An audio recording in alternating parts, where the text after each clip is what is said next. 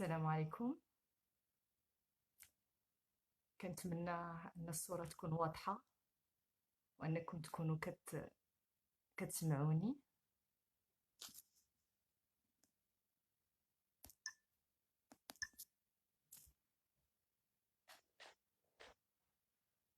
إذا كنتوا كتسمعوني وكان شي حد كيتابعنا ويقدر يدير لي واحد الكومونتير باش نعرفكم بأنكم في الاستماع. أنا كنشوف بأنه بدات هنايا كيلكو فيو.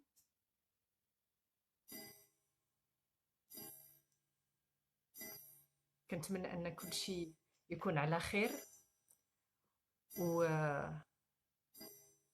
ما نبداو هاد لو ديريكت كنبغي نستغل هاد الفرصة هادي باش نشكروا الناس، زملاء الأطباء والعاملين في الصحة والناس اللي خدامين في هذه الظروف هذه. كنقول لهم شكرا بزاف، وإن شاء الله الأمور دوز دغيا وكل شيء يرجع للطبيعة ديالها. دونك أنا كنشوف بأنه كاينين الناس كيستمعوا لينا، دونك الحمد لله. كنظن بأن الصوت مزيان. إلا كان شي حد يقدر يكتب لي في الكومونتير باش نتأكد منها. الوغ غادي نبداو اليوم. الموضوع اللي بغيت نشير ليه هو بغينا نتكلموا شويه على تدبير ديال التوتر والقلق من خلال التامل او لا ميديتاسيون.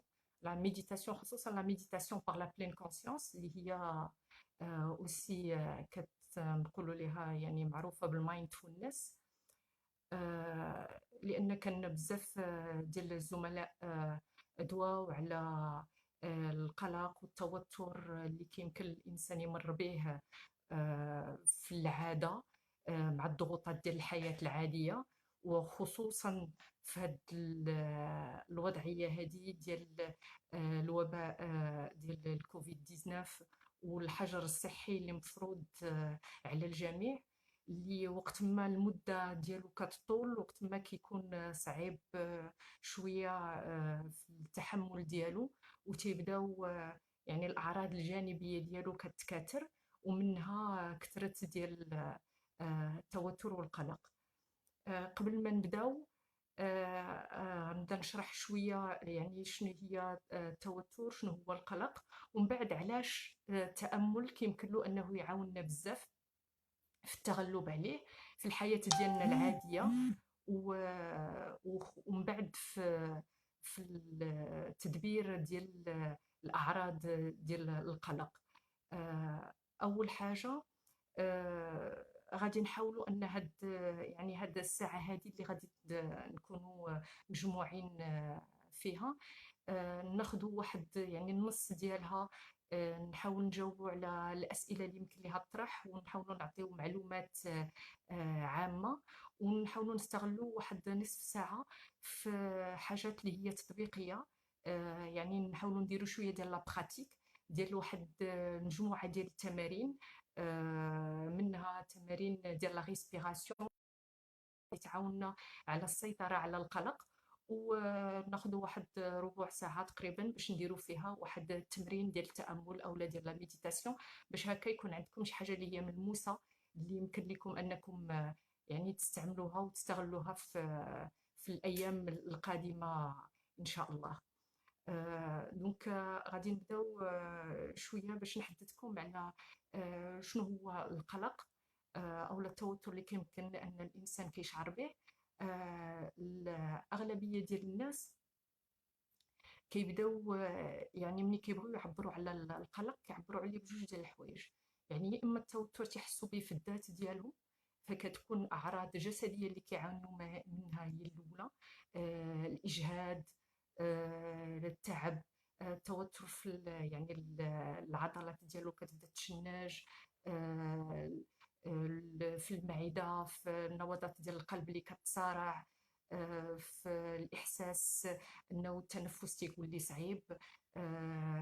وكاين الناس عاوتاني تيعبروا على القلق في الطريقه ديال التصرف ديالهم. يعني كيبداو يحسوا براسهم انهم دغيا تيتعصبوا، انهم الخطر ما كاينش بزاف، اي حاجه كيبداو انهم مثلا يغوتوا على الدراري الصغار او لا الحاجات اللي كانوا موالفين انهم يتحملوها في العاده ما كيبقاوش يقدروا يتحملوها. الوغ هنا كنشوف ديجا عندي بزاف ديال الاسئله. أه بحال مثلا هنا عندي امينه كتقول لي j'essaie de faire de la méditation mais je n'y arrive pas parce que je n'arrive pas à me relaxer. واخا دونك هنا دخلتنا ديريكتومون في الموضوع اللي هو ديال لا ميديتاسيون، اللي هو ديال التامل. الوغ علاش ديجا لا ميديتاسيون ولا التامل علاش كينفع في التدبير ديال ديال القلق؟ لانه المشكل ديال القلق حنا كنا قبيله كندويو على الاعراض الجسديه ديالو، ولكن هي جايه من طريقه ديال التفكير. وغالبا القلق او اللي جاي من الخوف وسي هي عباره عن احساس، واحساس حاجه هي طبيعيه. اي حد تيكون انه خاصو يقابل شي حاجه، شي ايفينمون اللي هو جديد عليه، كيخاصو انه يتاقلم معه.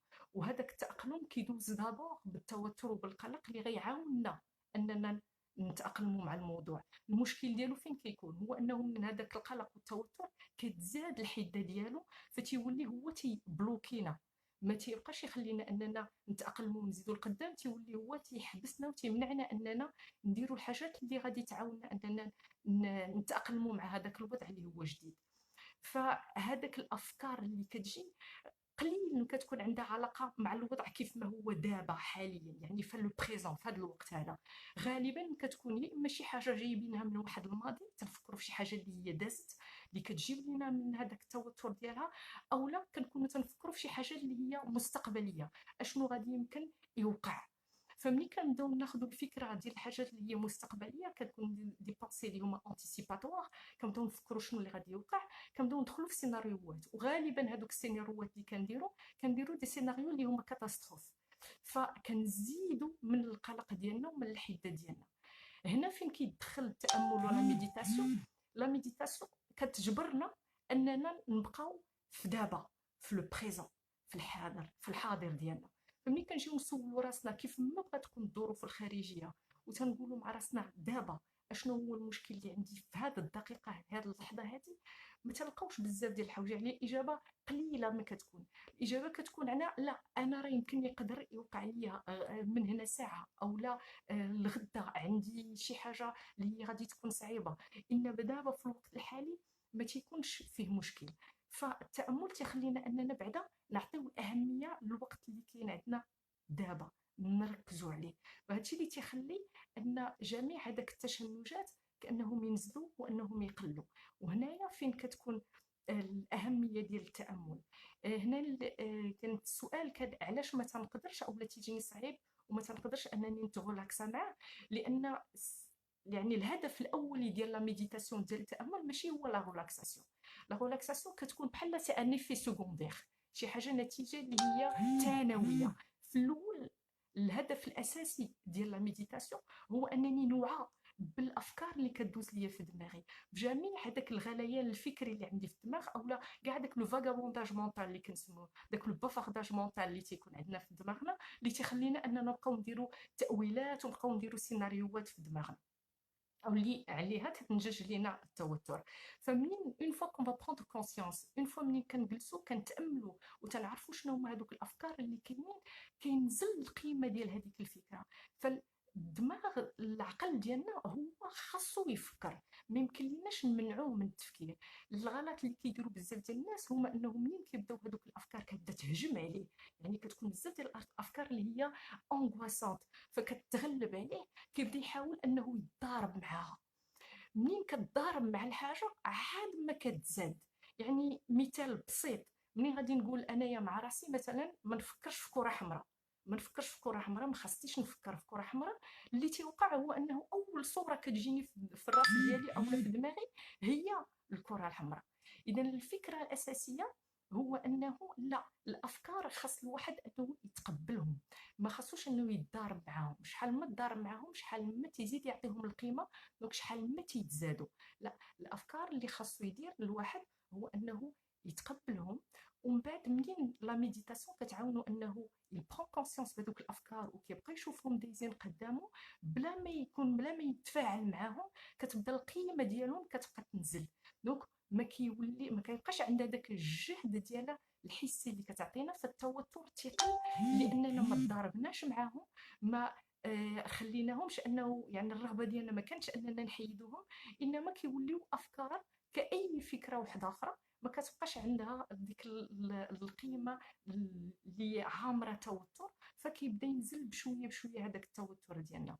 داكشي علاش في الاول ملي الواحد يلاه كيبدا لا ميديتاسيون ما كي دغيا كيبداو يجيو هذوك الافكار ديال يا اما صافي بركه يا اما الوقت طويل، او لا كيلقى بان دوك الافكار كيغلبوا عليه، فكيلقى راسو انه دغيا غادي ينوض صافي ما بقاش قادر انه يكمل. داكشي علاش الفكره ديال انه تدريب ديال لا ميديتاسيون انه خاص الواحد يبدا بشويه بشويه ويعرف بانه الاساس ديالو هو انه غير يكون في الوقت الحاضر، يعني يسامبرين في لو مومون بريزون.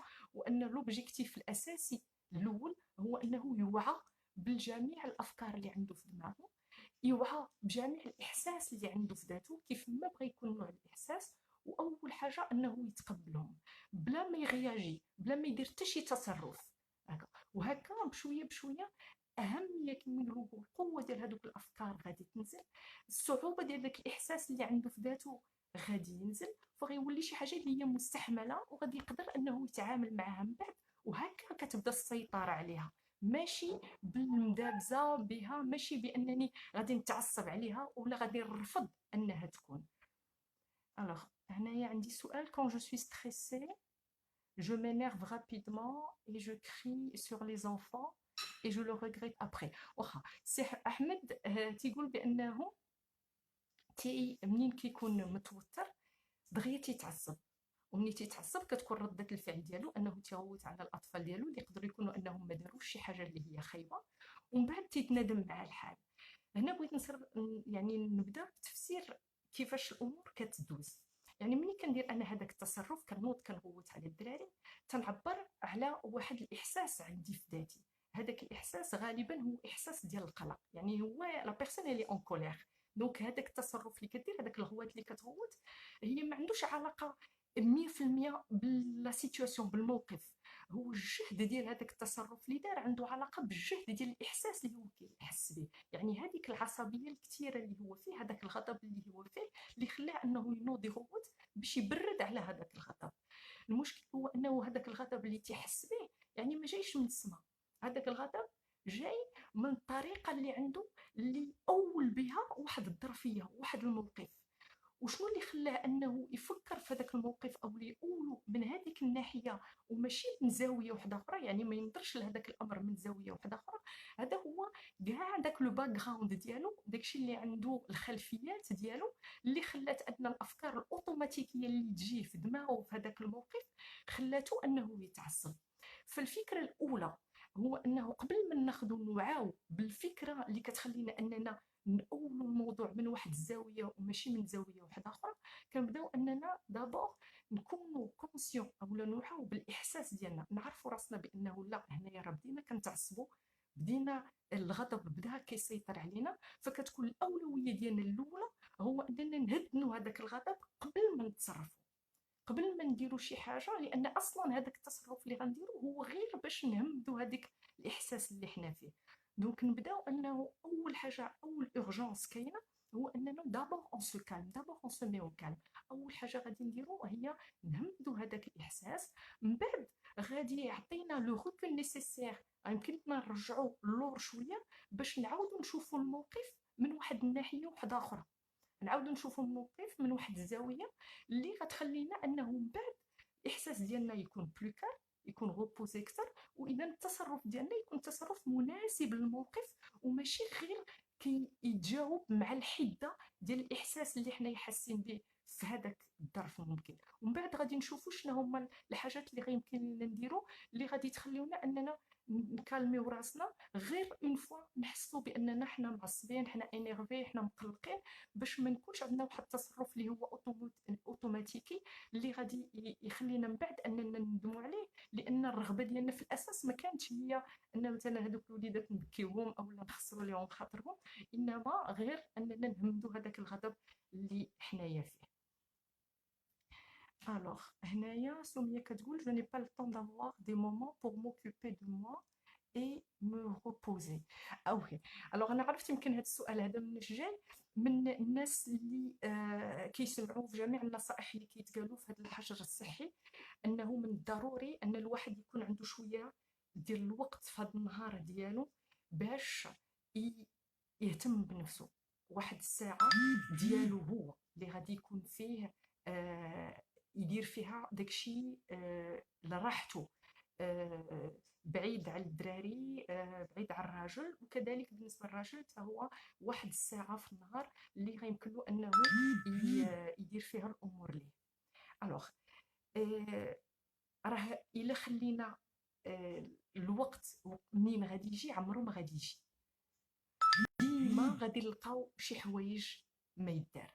داكشي علاش انه اللي مهم هو انه هذيك نص ساعه ديالي خاصها دوز في الاولويات اللي عندي في النهار. الا ما درتهاش من الاولويات عمري ما غادي نلقى ليها وقت. انا عارفه بانه خصوصا الامهات اللي عندهم وليدات، خصوصا الوليدات الصغار في الدار ومع القرايه في الدار ومع جميع المسؤوليات اللي عندهم، فعلا صعيب.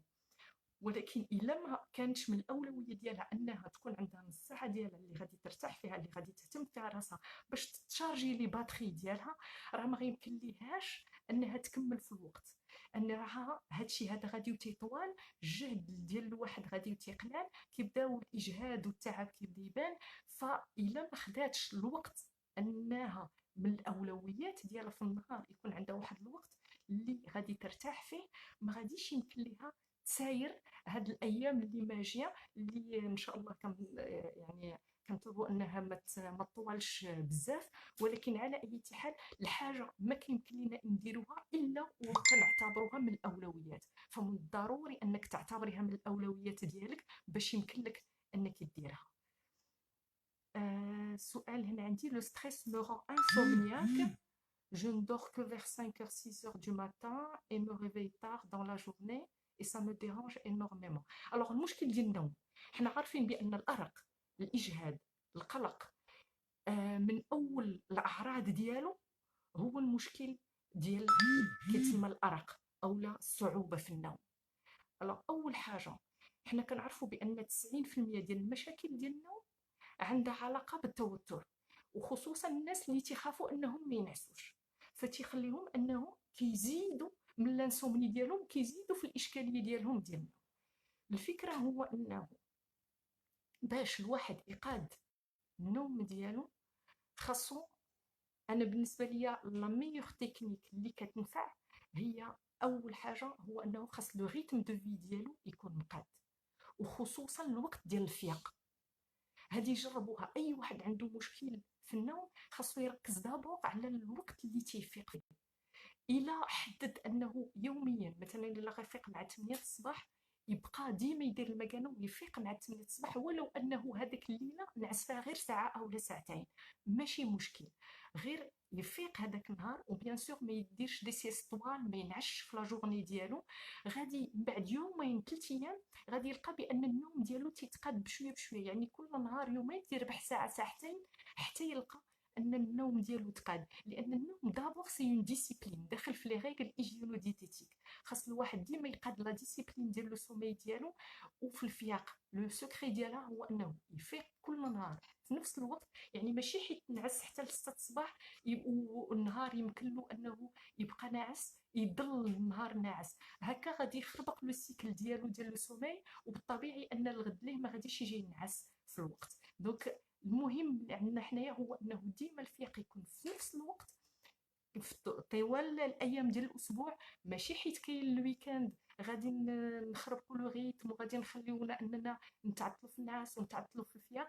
الا قدينا الاوقات ديال الفياق ديالنا من بعد اسبوع غادي يتقاد النوم ديالنا. ديما كنعاودها، النوم سي اون لو بروبليم ديال لو سومي سي دابور دو لا ديسيبلين و لي ريغل ايجينيتيك بيان سور. يعني اي حاجه عندها علاقه بالمنشطات، لا كافيين، القهوه في الليل الواحد يحيدها، او المناضات حتى هي فيها لا كافيين بزاف يحيدها. السبور، الرياضه في الليل، بزاف ديال الناس عندهم الفكره ديال انني غادي ندير الرياضه في الليل باش نعيا ونقدر نعس. ما كتصدقش عند بزاف ديال الناس. بالعكس السبور كيليبيغي لينا لي زوندورفين وكيعطينا بالعكس منشط اللي تيخلينا اننا باغيين نتحركوا اكثر.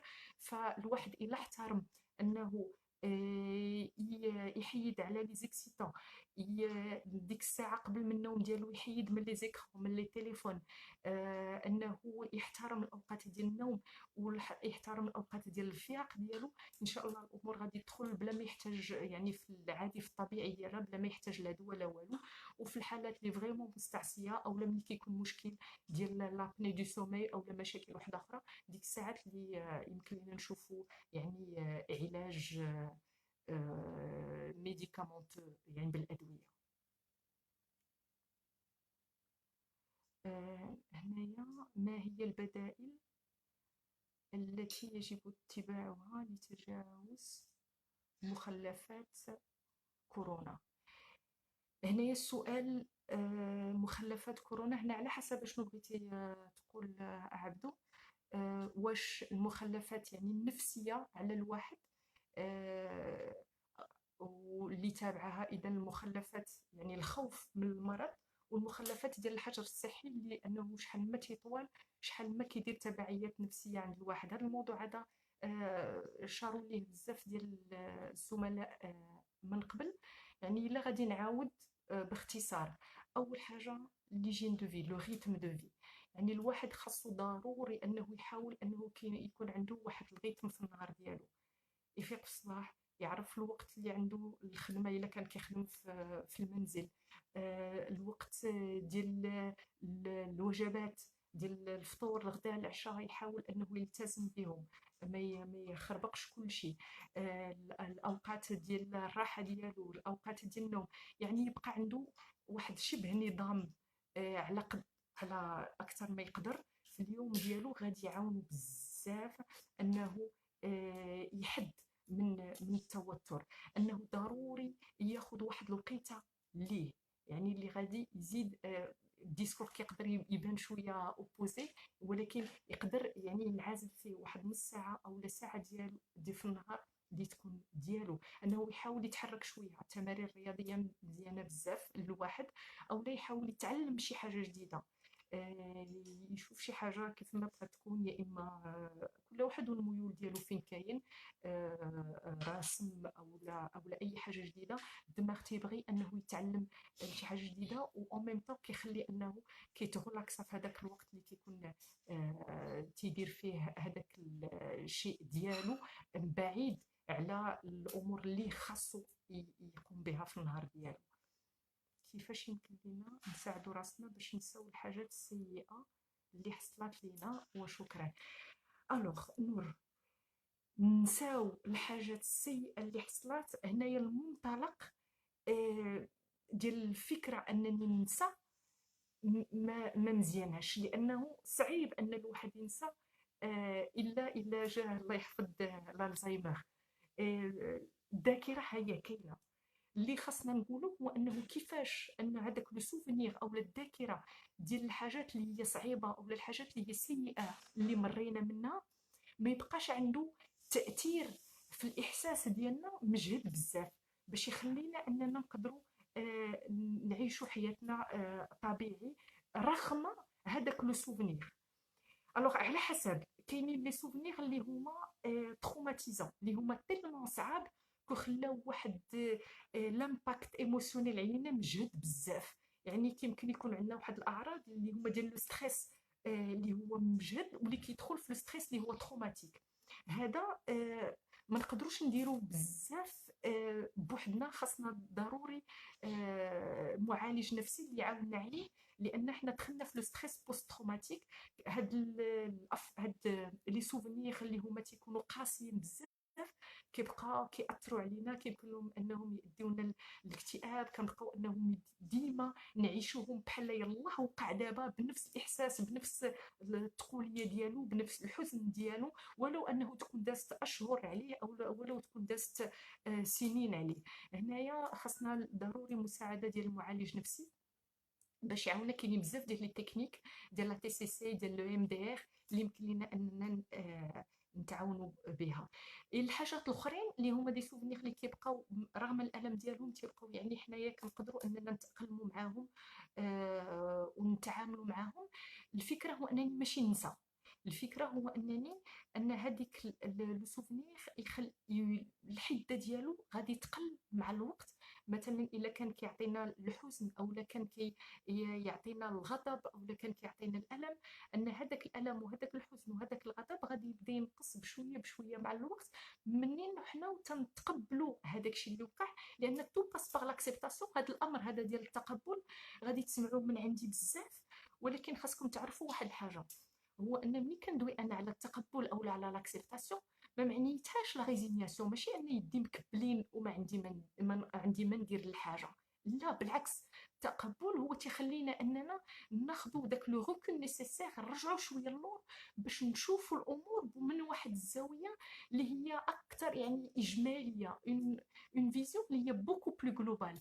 ومنين هذيك، منين غنقدروا اننا نرجعوا اللور حيت تقبلنا الحاجه، دونك غادي نرجعوا له باش نقدروا نشوفوها من زوايا مختلفه على الزاويه اللي كنا كنشوفوا بها الامور. غادا تحل لنا البيبان ديال دي سوليسيون، ديال واحد الحلول اللي ما كناش شايفينهم من الاول، لان كنا منغامسين في هذاك المشكل وراسنا فيه.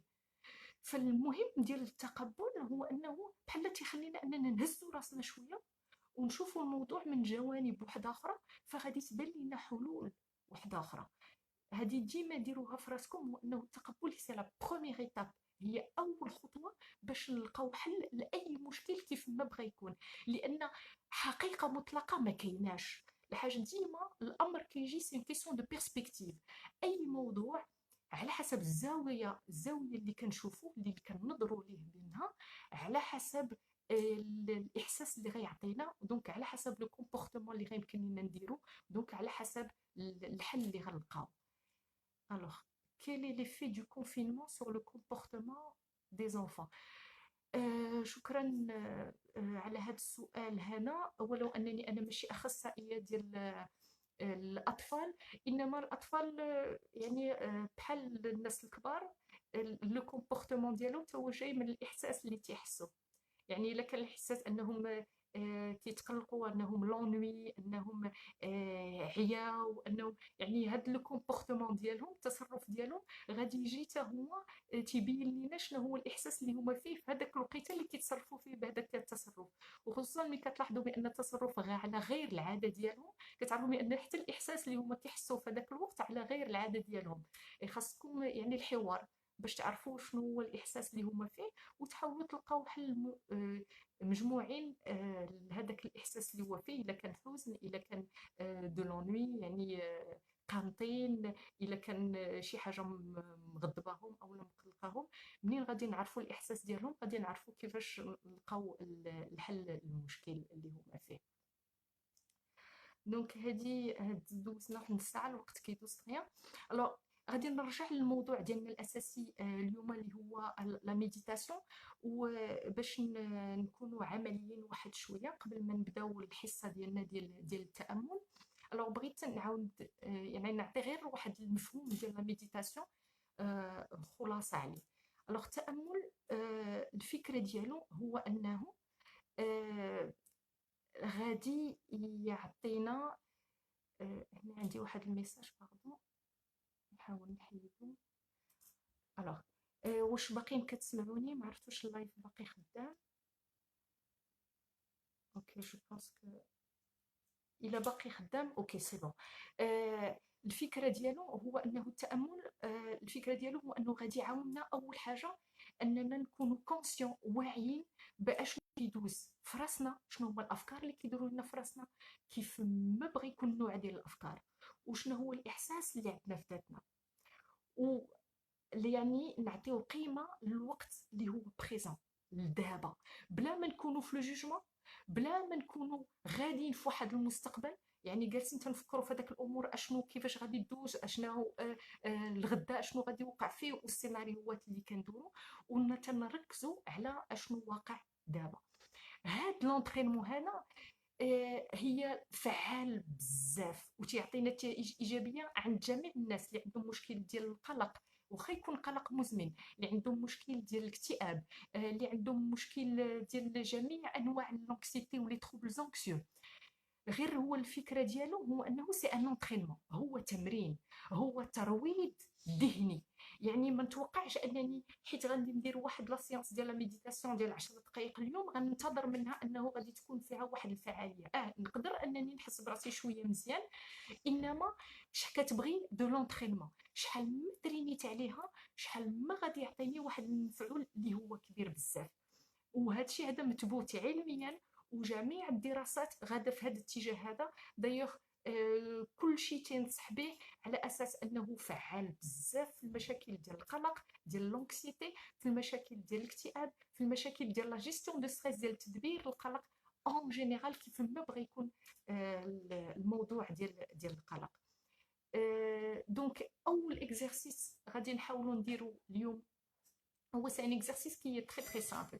هو اكزرسيس ديال لا ريسبيراسيون، ديال كيفاش حنا غادي نتعلموا واحد الطريقه ديال التنفس اللي هي سهله بزاف، اللي غادي تخلينا اننا دغيا اون سوميو كالم، دغيا ننزلوا جميع الاحساس ديال القلق، ديال التوتر، ديال الخوف اللي يمكن لنا نشعروا فيه، كيف نشعروا به كيف ما بغيت تكون لا سيتوياسيون، من الحاجات اللي هي عمليه اللي كنقدروا نواجهوها يوميا، الحاجات اللي ستقدر تكون انه اكسبسيونيل، يعني حتى طحنا في واحد الظرفيه اللي لقينا بان ذاتنا كتغياجي او كتصرف بواحد الطريقه اللي هي مجهده بزاف في الذات ديالنا، الشعور الخفقان ديال القلب اللي هو كتير بزاف، بالتنفس اللي هو مزير ما كنقدروش نتنفسوا، بالالم ديال المعده عند بعض الناس،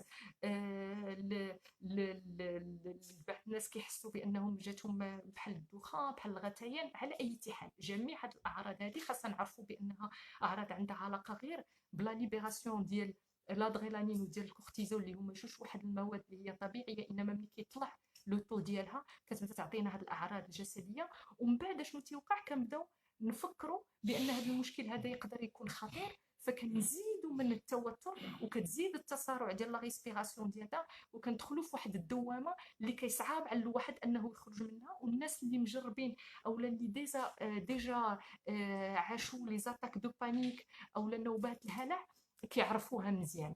الوغ اول اكزرسيس وكنبغي اننا نديروه ان شاء الله جميع، كنبغيكم غير ان الواحد تيجلس فوق كرسي عادي نورمال طبيعي، و ليكزارسيس هو انه غادي نحاولوا نديروا واحد لا ريسبيراسيون اللي غادي نتنفسوا نورمالمون، من نساو لانسبيراسيون ناخذوا النفس عادي، و سي سورتو ليكسبيراسيون كيفاش غادي نخرجوا النفس هي اللي غنحاولوا نركزوا عليها.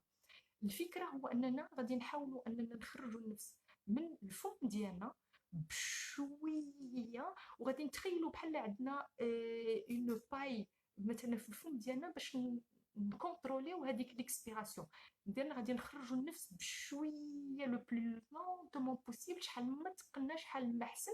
وغنحاولوا نديروا هذا ليكزارسيس هذا واحد 10 المرات دابا نيت ترانكيلمون.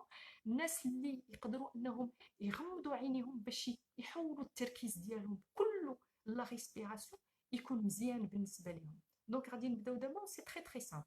اون فا انسبيري نورمالمون بار لو ني عادي بلا ما نفورسيو نورمال، et surtout l'expiration extrêmement lente par la bouche بشويه من الفم ديالنا، وغنصوتو دوسمون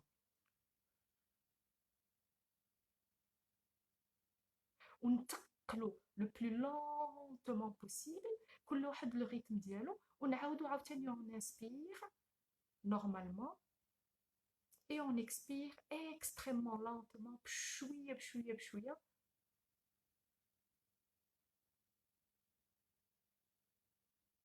tout en fermant les yeux. الا قدرنا نغمضوا العينين ديالنا ونركزوا على هاد la respiration.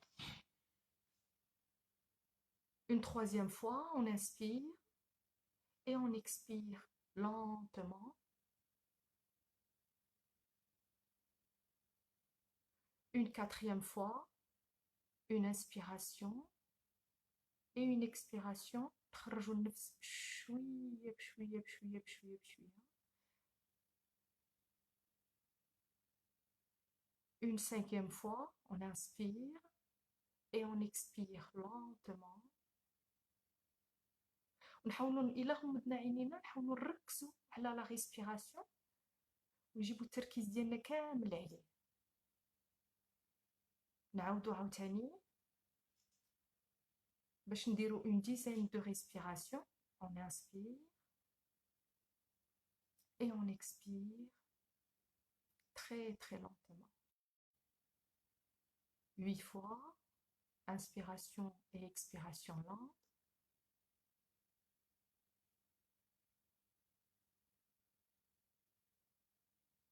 Une neuvième fois, j'inspire, j'expire lentement.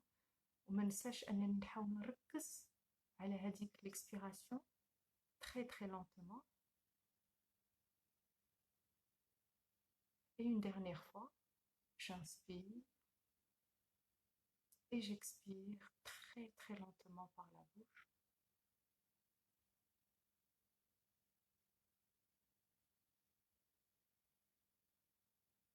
وحنا غادي نلاحظوا بانه ديجا او بو ديال لا ديزيام ريسبيراسيون نحسوا بان لي ميسك ديالنا كيترخفوا علينا شويه، ان التركيز ديالنا كي غادي وتيتحسن، وبانه كنلاحظوا اوسي كاع الافكار اللي كدوز في الدماغ اللي ما عندها حتى شي علاقه بالواقع ديالنا ديال دابا. وهذه سي تو افي نورمال، لان هذه هي الخدمه الطبيعيه ديال الدماغ، هو انه يبدا يجيب الافكار من جميع النواحي. الخدمه ديالنا حنا هو اننا خاصنا نعودوا انه هو من حقه انه يكون لنا اللي بغى، ولكن حنا يمكن لنا اننا نركزوا في الحاجات اللي كنعتبروها انها مهمه بالنسبه لنا. وفي الوقت الحالي الحاجه الوحيده اللي هي مهمه بالنسبه لنا هو اننا كيفاش غادي غير نانسبيريو ونكسبيريو، غير التنفس ديالنا في اي سيناريو هو بغى يعاود لنا. حنايا ماشي ملزمين انه الفكره اللي عندنا في دماغنا نعتبروها كانه واقع. المشكل الاساسي ديال القلق هو انه كيكون واحد لو فينومين كنسميوه دو فيزيون، تنبداو نعتبروا انه الفكره اللي عندنا في بالنا كانها راه دابا هي حاصله، بحال راه حنايا عايشينها في هذا الوقت هذا. الوغ كو ملي كنجيو نشوفو كنلقاو لا، هذيك الفكره غالبا كيف ما قلنا من قبل عندها علاقه يا اما بواحد الماضي يا اما بواحد المستقبل. من الاهداف ديال لا ميديتاسيون هو انه غادي تعطينا ديك لا ديفوزيون، غادي تخلينا اننا نفرقوا ما بين الفكره وما بين الواقع ديالنا. فغادي يمكن لنا مع لونطرينمون نخليو انه دماغنا يكون فيه الافكار اللي بغا، ما غنبقاوش نضاربوا معاهم، انما ما غاديش هذوك الافكار يمنعونا اننا ندير الحاجه اللي حنا كنعتقدوا انها مهمه بالنسبه لنا. اذا يخلينا اننا نركزوا في الحاجه اللي حنايا بغينا فيه. كيف ما بغاو يكونوا النوع ديال المشاكل اللي حنايا يعني عندنا او محيطين بنا، او التحديات اللي عندنا في المستقبل القريب او البعيد، يعني غيخلينا اننا نقدروا نركزوا على الوقت الحالي، ودونك ناخذوا واحد القسط من الراحه ومن التركيز. قبل ما نبداو ليكزارسيس ديالنا ديال لا ميديتاسيون، لان كان باغا نديرو، لان بزاف ديال الناس تيحاولوا انهم يديروا ما تيعرفوش كيفاش، خصوصا انه في الاول تيكون صعيب شويه الحاجات اللي حنايا فسرناهم من قبل. لان اللي تيوقع في الواحد ملي كيبدا يحاول انه يدير لا ميديتاسيون او لي زيكزارسيس ديال التامل، تيلقاهم بانه كيتفاجئ بكاع الحركيه اللي كاينه في الدماغ.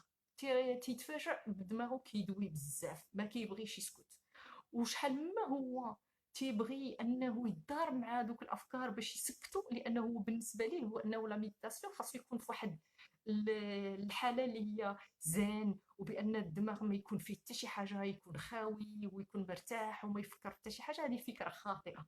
الدماغ عمره ما غادي يخوى من التفكير، انما اللي غادي القدره اللي كنميو هو انه هادوك الافكار غادي تنزل القيمه ديالهم للصفر. لان الافكار ما عندهم حتى شي قيمه الا القيمه اللي حنا كنبغيو نعطيوها. فكيولي عندنا امكانيه ديال الاختيار. دونك هذه كتجي اول حاجه بالوعي ديال داكشي اللي عندنا في دماغنا، بالتقبل ديالو انه جميع الافكار كيف ما بغات تكون القيمه ديالها هي القيمه اللي كنعطي انا، يعني ما كاينش فكره اكثر من فكره واحده اخرى. وثالث حاجه هو انني يعني نكون عندي هذيك الامكانيه انني نشوفهم قدامي وانني ما نفاعلش معاهم، انني ما يكونش عندي حتى شي تصرف بهم مزيان. الوغ نعاود نرجع لهذا ليكزارسيس ديال لا ريسبيراسيون اللي درنا من قبيله. هو سي ليكزارسيس كي تري سامبل، ساهل بزاف. الفكره ديالو شنو هو انه شحال ما ترينينا عليه. انا كنقول لك بان هاد لي زيكزارسيس هادو فعالين بزاف وبساط وفعالين، انما كيبغيو التمرين. سي فريمون دو لا ريدوكاسيون. انا ديما تنقول بانه ترويض. شنو هي المعنى ديال الترويض؟ هو انه كناخذوا واحد لو جيست، واحد الحركه اللي هي سهله، ولكن كنبقاو نعاودوها 10 20 100 مره حتى كنلقاو راسنا باننا صحيناها. هذه هي المهم ديالنا، هو انه ليكزيرسيس التمرين هو اللي غيخلينا ان الامر يكون الفعاليه ديالو تزاد مع الوقت. اذا كنطلب من الناس انهم اللي مهتمين بهذا الموضوع انهم يترينيو على هاد لا ريسبيراسيون تري سامبل، يديروها واحد 10 دقائق في النهار يوميا.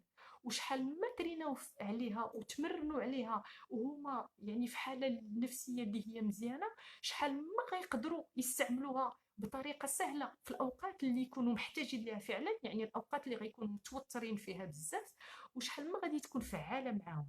كننصح بزاف بالتمرين، ناخذ واحد 10 دقائق في النهار نترينيو فيها، ما نديرو حتى شي حاجه، نجلسوا ونركزوا على التنفس ديالنا. نعاود نفكركم، نطلعوا النفس بشويه من النيف نورمال، ونخرجوا النفس بشويه من الفم ديالنا بحال تنصوتوا في شي حاجه دوسمون، شحال ما تقلنا شحال ما احسن، ونحاولوا نجيبوا التركيز ديالنا عليه صافي لا غير 10 ديال الدقائق. الامور ان شاء الله غادي يحس الواحد بانه التوتر كينزل والقلق كينزل. ثاني حاجه، ثاني اكزرسيس اللي غادي يمكن لي ننصح به الناس، وغالبا يا اما في الصباح يا اما في الليل قبل ما ينعس تيكون فعال بزاف ديال التوتر اللي كتشدو التوتر، غالبا هما لي زون ديال الرقبه وديال الكتاف. هاد لي زون هادو كيشدو بزاف ديال التوتر، وتلقاو بلي المسك ديالنا متشنجين، العضلات ديالنا متشنجين. التمرين الساهل هما سي دي زيكزارسيس اللي هما دو باز، هما الحركات اللي كنديروا جميع الرياضات في دوك لي زونطرينمون ديال لي شوفمون، ان نديروا حركات. انما الحاجات اللي غادي نديروا هو ان اي حركه غنديروها ثقيله بزاف. الوغ ما عرفتش واش رجعت لي لا كونيكسيون، كان عندي مشكل ديال لا كونيكسيون.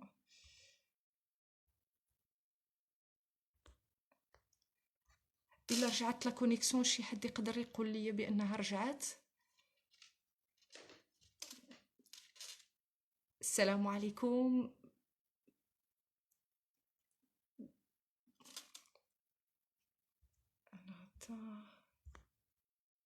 ما عرفت واش كتشوفوني. si quelqu'un peut me dire.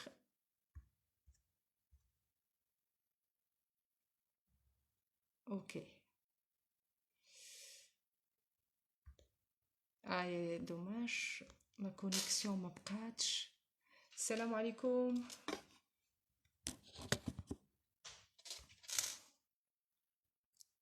واش alors est-ce qu'on m'entend?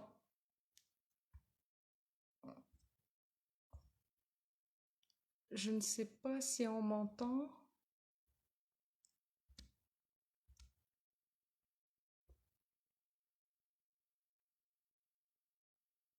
Salam alaikum. Bon, alors je sais pas si on m'entend.